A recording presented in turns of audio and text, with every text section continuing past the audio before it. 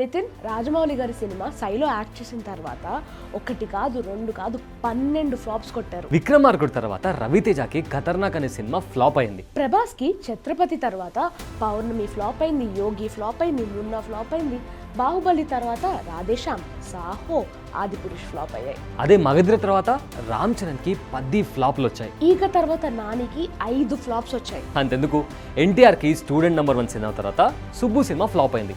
సింహాద్రి తర్వాత ఆంధ్ర వాళ్ళ ఫ్లాప్ అయింది. అదే యమదొంగ తర్వాత కంట్రీ సినిమా కూడా ఫ్లాప్ అయిందిగా.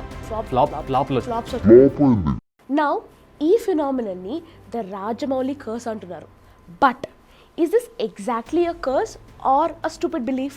ఇది ఎలా ఉందంటే, ఇండియా మ్యాచ్ ఓడిపోయిన ప్రతిసారి అనుష్క మ్యాచ్ చూడడానికి వచ్చింది కాబట్టి ఇండియన్ క్రికెట్ టీం మ్యాచ్ ఓడిపోయింది అని చెప్పినట్లు ఉంది. ఎగ్జాక్ట్లీ.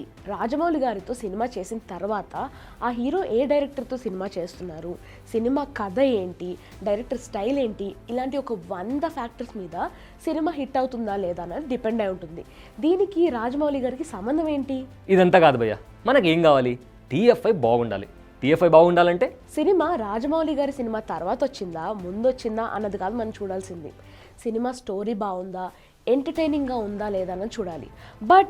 బట్ ఒకవేళ నిజంగానే ఇలాంటి కర్స్లు గట్రా ఏమన్నా ఉన్నాయి అంటే మాత్రం I really want NTR to have a hit అబ్బా, బికాస్ ఆల్ హెయిల్ టైగర్.